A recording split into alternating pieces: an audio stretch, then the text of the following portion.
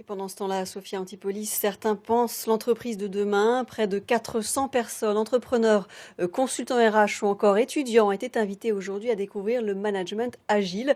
La méthode est née à la fin des années 90 dans les sociétés de création de logiciels et elle a fait des émules. Le management agile, qu'est-ce que c'est? Réponse avec Olivier Orsini et Denis Pardano. C'est l'agilité à grande échelle. D'accord, c'est l'agilité organisationnelle. L'agilité sous toutes ses formes et à toutes les sauces. Et pour découvrir cette nouvelle méthode de management, des salles et des amphis pleins à craquer. L'agilité est en effet très à la mode.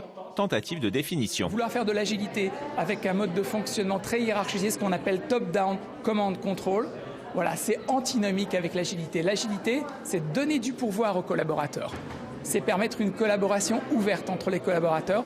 Rédigée en 2001, la méthode a fait l'objet d'un manifeste. Il comprend 4 valeurs fondamentales, dont l'interaction entre salariés, mais aussi une collaboration étroite avec le client ou encore l'acceptation du changement. Nicolas Melou pratique l'agilité dans son entreprise et il en est ravi. Au quotidien, quand vous l'opérez, je peux vous garantir qu'il y a une émulsion collective, vous remettez les gens au centre de l'intérêt et il y a des choses qui sortent qui ne sont jamais sorties avant. Des idées qui sortent de personnes qui pourtant, ce n'est pas leur domaine de compétence, mais voilà, c'est vraiment beaucoup plus efficace. Les équipes sont devenues acteurs. Mais alors, que devient le rôle du chef? Il est là pour faciliter ce qu'on appelle en agilité l'empowerment, donc le développement de l'ensemble des individus et faire en sorte qu'effectivement chacun puisse être acteur de sa transformation. Sébastien Deriez est informaticien, son entreprise pratique la méthode depuis 2012. Avant, après, il préfère aujourd'hui.